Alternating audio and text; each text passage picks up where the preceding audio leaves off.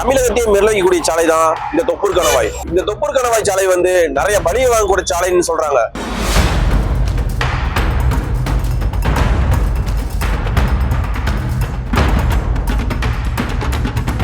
தமிழ்நாடு கர்நாடகாவை இணைக்கிற மிக மிக முக்கியமான மலைச்சாலை தான் தொப்பூர். இந்த பாதை வெறும் ஒரு மலைச்சாலை மட்டும் கிடையாது. இது 2 மாநிலங்களின் பொருளாதாரம், வணிகம், போக்குவரத்து எல்லாத்தையும் இணைக்கிற ஒரு முக்கிய நரம்பு. தினமும் ஆயிரக்கணக்கான வாகனங்கள் இந்த வழியா கடந்து போகுது. சின்ன கார்கள், குடும்பத்தோடு பயணம் பண்ற வாகனங்கள், அரசு மற்றும் தனியார் பஸ்கள், அதைவிட முக்கியமா கனரக லாரிகள் பகல், இரவு, மழை, வெயில் என்று 24 மணி நேரமும் இந்த பாதைக்கு ஓய்வே கிடையாது. இப்ப நான் நின்று பேசுறேன்னா அது கூட ஒரு பயத்துல நின்று பேசிட்டு இருக்கிறேன். ஏன்னா தமிழகத்திலேயே ஆக்சிடென்ட் அதிகமாகிற பிளேஸ் இந்த பிளேஸ் மட்டும் தான். வண்டி நெரிசல், வண்டி வந்து அதிகமா வருது. இப்போ வர முன்ன விட இப்போ வண்டி கிரௌடு ஓவர் ஆகிறதுனால இடம் ஸ்பேஸ் பத்தல. கடந்த பல ஆண்டுகளாக இந்த தொப்பூர் மலைசாலையில நடந்த விபத்துகளின் எண்ணிக்கை சாதாரணமா இல்லை. கனரக லாரிகள் கட்டுப்பாடு இழந்து முன்னாடி போற வாகனங்களோட மோதியது, சாலையில இருந்து விலகி பள்ளத்தாக்குக்குள்ள கவிழ்ந்தது, எரிபொருள் ஏற்றி சென்ற லாரிகள் தீப்பிடித்து எரிந்தது. இந்த மாதிரியான காட்சிகள் இங்க அடிக்கடி நடந்திருக்குது. இதுல பலர் தங்களோட உயிரை இழந்திருக்காங்க. பல குடும்பங்கள் ஒரே நாள்ல சிதறி போயிருக்காங்க. ஒரு விபத்து பல வாழ்க்கைகளை நிரந்தரமா மாற்றி இருக்கிறது.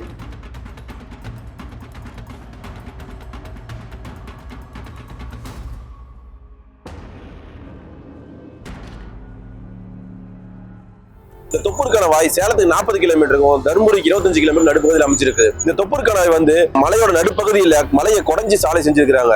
இந்த தொப்பூர் மலைச்சாலை எளிதான பாதை கிடையாது. சுமார் 2 கிலோமீட்டர் நீளத்துல தொடர்ந்து வர கூர்மையான வளைவுகள், திடீர்னு கீழ் நோக்கி இறங்குற சரிவுகள், சில இடங்கள்ல ரொம்பவே குறுகிய சாலை, ஒரு பக்கம் மலை, இன்னொரு பக்கம் ஆழமான பள்ளத்தாக்கு. அந்த இடத்துல ஓட்டுநருக்கு ஒரு வினாடி கவனம் சிதறினாலும், ஒரு சின்ன தவறு நடந்தாலும் நிலைமை கட்டுப்பாடை இழந்துவிடும்.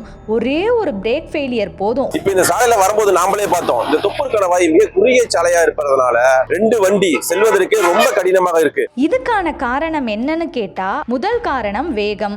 இது மலைச்சாலைன்னு தெரிந்தும் இதை நெடுஞ்சாலை மாதிரி நினைச்சு வேகமா ஓற்ற பழக்கம்.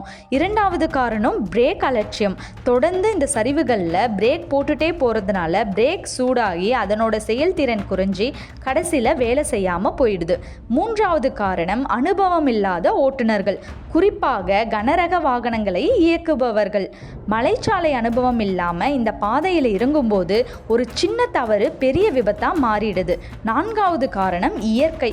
அதிகாலை நேரங்களில் அடர்ந்த பனி, மழைக்காலங்களில் வழுக்கலான சாலை, இரவு நேரங்களில் குறைந்த வெளிச்சம், இவை எல்லாமே அபாயத்தை இன்னும் அதிகமாக்குது. இந்த தொப்பூர் கணவாயில சேலத்துல இருந்து தருமபுரி போகும்போது மேட்டான பகுதியாகவும், தருமபுரியிலிருந்து சேலம் வரும்போது இறக்கமான பகுதியாகவும் இருக்குன்னு சொல்லி சொல்றாங்க. அப்படி இறக்கமா இருக்கிற பகுதியில நிறைய வாகனங்கள் பிரேக் டவுன் ஆகி ஆக்சிடென்ட் ஆகுதுன்னு இங்க இருக்கிறவங்க சொல்றாங்க. இது வந்து ரொம்ப இறக்கமான சாலை. வர்றவங்க பார்த்து மெதுவா வந்தாங்கன்னா ஆபத்து கம்மி. வர்ற வண்டிக்காரங்க ஸ்பீடாவே வராங்க. அவங்களும் ஸ்லோவா நிப்பாட்டி விடுறாங்க, மெதுவா போக சொல்றாங்க. சில டிரைவர்கள் அலட்சிய போக்கு தான் மெயின் காரணம். அலட்சிய போக்கு இல்லாம சரி பண்ணாவே ஓரளவுக்கு சரியாகும். ரொம்ப இது வந்து இறக்க மாதிரி தெரியாது, ஆனா ரொம்ப இறக்குது. மேல இருந்து கீழே ஈல்ஸ் ஓவர் வெயிட்டுக்கான வண்டிக்கான டன்னேஜ் வந்து அதோட அதிகமாக கொடுக்குறாங்க. இப்போ ஒரு வண்டிக்கு 10 டன் தான் கெப்பாசிட்டி, 40 டன் 50 டன் ஏற்றிட்டு வராங்க. பிரேக் வந்து அதுக்கான கெப்பாசிட்டி தான் கொடுக்குறாங்க. ஆனால் அதோட அதிகமாக டன்னேஜ் ஏற்றினா பிரேக் சுத்தமாக நிற்கிறது இல்லை. இந்த எல்லா பிரச்சனைகளையும் கருத்துல கொண்டு அரசு இந்த பாதையில பல பாதுகாப்பு நடவடிக்கைகள் எடுத்திருக்கிறது. ஆபத்தான வளைவுகளில் எச்சரிக்கை பலகைகள் வைக்கப்பட்டிருக்கு, வேக கட்டுப்பாடு குறியீடுகள், ரிஃப்ளெக்டர் மார்க்கிங், அவசர நேரங்களில் கட்டுப்பாடு இழந்த லாரிகளை நிறுத்துவதற்கான ரன்அவே ட்ரக் ரேம்ப், 24 மணி நேரமும் போலீஸ் கண்காணிப்பு, இந்த மாதிரி பல ஏற்பாடுகள் செய்யப்பட்டிருக்கு. சாலை மட்டும்தான் காரணம்னு சொல்ல முடியாது. மனித அலட்சியமும் இதுல பெரிய காரணம். நான் பார்த்துக்குவேன், எனக்கு ஒன்றும் ஆகாது அப்படின்னு நினைக்கிற அந்த ஒரு எண்ணம் தான் கடைசியில உயிரை விலை கட்ட வைக்குது. விதிமுறைகள் இருக்குது, எச்சரிக்கைகள் இருக்குது, ஆனாலும் அவைகளை அலட்சியப்படுத்துற மனசு மாறல. இந்த தொப்பூர் மலைச்சாலை வழியா தினமும் பயணம் செய்கிற சாதாரண மக்களுக்கு இது வெறும் சாலை கிடையாது, இது ஒரு பயமா மாறிடுச்சு. காலை வீட்டிலிருந்து கிளம்புறப்போ திரும்ப வீட்டுக்கு பாதுகாப்பாக வருவோமான்னு நினச்சிதான் பலர் வண்டி ஏறுறாங்க. குறிப்பாக இரவு நேரங்களில் பனி அதிகமாக இருக்கும். அதிகாலை நேரங்களில் இந்த பாதை மக்களுக்கு அச்சமாகவே தெரிகிறது. எத்தனை வார்னிங் போர்டு இருந்தாலும் விபத்துகளின் எண்ணிக்கை குறையாததை பார்த்தால் பாதுகாப்பு ஏற்பாடுகள் போதுமானதாக இல்லை என்பதே மக்கள் சொல்லும் முதல் குற்றச்சாட்டு. இந்த தொப்பூர் கணவாயில இதுவரைக்கும் 300க்கும் மேற்பட்ட விபத்துகளும் 1000க்கும் மேற்பட்ட உயிரிழப்பும் ஆயிருக்கு. வளைவுகள் இருக்கு, எஸ் வளைவுகளா இருக்கு. அந்த வளைவு பார்த்து மெதுவாக வந்தாங்கன்னா ஆபத்து கொஞ்சம் குறையும். சில பேருக்கு தெரியாது, அது தெரியாத வேகமா வர மெயின் காரணத்தினால தான் அது அதிகமான ஆக்சிடென்ட் நடக்கிற காரணமே அதுதான். அந்த வளைவு பகுதி வந்து ரொம்ப இறக்கமா ரொம்ப கொடூரமான வளைவுங்கிறாங்க. எதனால அப்படி சொல்றாங்க, என்ன காரணம்? நமக்கு கீழ் மட்டத்துக்கும் அதுக்கு பார்த்தா ஒரு 150-170 இறக்கம் இருக்கும். அவங்களுக்கு டிரைவருக்கு பார்த்தா இறக்கமா தெரியாது, ஆனால் வண்டி வேகமா போகணும் அப்படியே நூடல் கியர்லையும் டாப் கியர்லையும் வந்துடுறாங்க. கொஞ்சம் மெதுவாக ஃபர்ஸ்ட் கியர் செகண்ட் கியர்ல இறங்கி வந்தாங்கன்னா அது மாதிரி ஆக்சிடென்ட் நடக்கிறது கொஞ்சம் தவிர்க்கலாம். பெரும்பாலும் வந்து 2 வகையில் தான் பாதிக்கும். ஒன்று போதை, அடுத்தது இந்த டீசல் கன்சூம் பண்ணுறதுக்காக வண்டி நியூட்ரலில் வருது.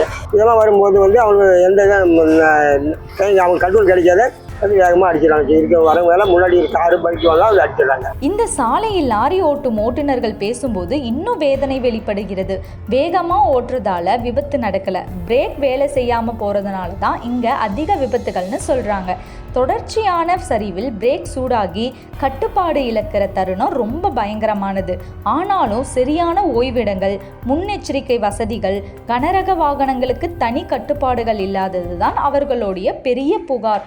இங்கே விபத்தில் உயிரிழந்தவர்களின் குடும்பங்களின் குரல் இன்னும் கனமானது. விபத்து நடந்த பிறகு அதிகாரிகள் வந்தாங்க, விசாரணைன்னு சொன்னாங்க, ஆனால் எங்களுக்கு கிடைத்தது வெறும் வாக்குறுதிகள் தான்னு அவர்கள் சொல்கிறாங்க. ஒரு உயிர் போன பிறகு அந்த குடும்பம் முழுக்க சிதறி போகுது. இழப்பீடு கூட நேரத்துக்கு வராத நிலையில் வாழ்க்கை முழுக்க சுமக்க வேண்டிய வழிதான் அவர்களுக்கு மீதம் இருக்குது. இந்த பாதையோரத்தில் கடை வைத்திருப்பவர்கள், உள்ளூர் மக்கள் கூட இதையே சொல்கிறாங்க. விபத்து சத்தம் கேட்டாலே இங்கே எல்லாரும் நடுங்கிடுவோம்னு சொல்கிறாங்க. அடிக்கடி நடக்கிற விபத்துக்கள் அவர்களுடைய இயல்பு வாழ்க்கையே பாதிச்சிருக்கு.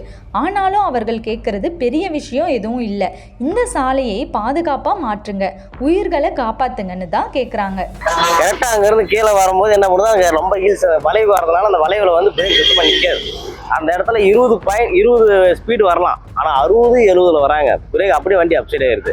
இல்லை கீழே வந்து 10 பேர் 20 பேர்த்த காலி பண்ணிடுறாங்க. நிறைய ஆக்சிடென்ட் ஆகுது. இந்த ஒரு மாதம் மட்டும் கிட்டத்தட்ட 20 பேர் செத்துருப்பாங்க. இந்த வாரத்திலே கிட்டத்தட்ட ஒரு 50 வண்டி ஆக்சிடென்ட் ஆயிருக்கு. இந்த கோர சம்பவத்தை தடுக்கணுங்கிற நோக்கத்துல தான் நம்ம தமிழ்நாடு கவர்மெண்ட் இப்போ சட்டத்தை போட்டிருக்காங்க. அது என்னன்னா, இந்த வளைவாகக்கூடிய பகுதியை சரி செய்வதற்காக தான் இந்த மேம்பால திட்டத்தை கொண்டு வந்திருக்காங்க. கிட்டத்தட்ட 4 கிலோமீட்டர் தொலைவிற்கு இந்த மேம்பால வேலை நடைபெற்று கொண்டிருக்கிறது. நம்ம தமிழ்நாட்டு கவர்மெண்ட் இப்போதான் புதுசாக ஒரு பிளான் கொண்டு வந்திருக்காங்க. அது என்னன்னா, இறுக்கமாகவும் வளைவாகவும் இருக்கக்கூடிய சாலையை சரி செய்யும் விதமாக நேரான மேம்பாலம் கட்டுவதற்கு பணியை ஆரம்பிச்சிருக்காங்க. கடந்த 1 வருட காலமாக இது நடந்து கொண்டிருக்கிறது. இதற்கு பிறகு இங்கு அதிக விபத்து நடக்காது என்று இங்கு இருக்கும் மக்கள் எதிர்பார்க்கிறார்கள். இது மேட்டூர் ஜங்ஷன் தாண்டி அந்த ரயில்வே பாலத்திலேருந்து ஒரு 5.5 கிலோமீட்டர் பாலம் போடுறாங்க. இந்த பாலம் போட்டாங்கன்னா ஓரளவுக்கு ஆக்சிடென்ட் குறைக்கிறதுக்கான வாய்ப்புகள் நிறைய இருக்கு. அது ஆரம்பிச்சு 1 வருஷம் பக்கம் ஆக போகுது. இதால அவங்க முடிக்கிறதுக்கு எப்படி தான் என்னோட கணிப்பு பார்த்தா இன்னும் ஒரு 4 வருஷமாவது ஆகும் முடிக்கிறது. மொத்தத்தில் மக்கள் பார்வையில் தொப்பூர் மலைச்சாலை விபத்துகளுக்கான காரணம் விதி இல்லை, இது தொடர்ச்சியான அலட்சியத்தின் விளைவு. ஒவ்வொரு விபத்துக்கும் பிறகு வரும் வாக்குறுதிகள் வேண்டாம், நிரந்தர தீர்வு வேண்டும் என்பதே மக்கள் ஒரே குரலாக சொல்லும் உண்மை. ஆனா இந்த தொப்பூர் மலைச்சாலையோட இன்னொரு முகமும் இருக்கு. மலைகளால் சூழப்பட்ட அழகான காட்சிகள், பச்சை பசேன்னு விரிந்த வனப்பகுதி, மழை காலத்துல மேகங்கள் சாலையை தொட்ட மாதிரி தோன்ற அந்த தருணங்கள், இயற்கை அழகில் அது உண்மையிலே ஒரு அதிசயம். அதனால தான் பலர் இங்கே வண்டியை நிறுத்தி ஃபோட்டோ எடுக்கிறாங்க, வீடியோ எடுக்கிறாங்க, அந்த காட்சிகளை ரசிக்கிறாங்க. ஆனால் அந்த ரசனை கவனம் இல்லாமல் இருந்தால் அதுவே ஒரு பெரிய அபாயமாக மாறிடும். அதனால் இந்த தொப்பூர் மலைச்சாலை வழியாக பயணம் பண்ணுற எல்லாருக்கும் ஒரே ஒரு வேண்டுகோள்: வேகத்தை குறைச்சி ஓட்டுங்க, பிரேக்கை கரெக்டாக பயன்படுத்துங்க, சரிவில் இறங்கும்போது கியரை குறைச்சி ஓட்டுங்க, கவனத்தை ஒருபோதும் தளர விடாதீங்க. ஏன்னா உங்கள் உயிர் முக்கியம், உங்கள் குடும்பம் முக்கியம். தொப்பூர் ஒரு அழகான பாதை தான், ஆனால் அலட்சியத்துக்கு மதிப்பு இல்லாத பாதை. இந்த வீடியோ உங்களுக்கு பிடிச்சிருந்தா லைக் பண்ணுங்கள், ஷேர் பண்ணுங்கள், மறக்காமல் சப்ஸ்கிரைப் பண்ணிடுங்க. நான் உங்களை அடுத்த வீடியோவில் பார்க்குறேன். பாய்.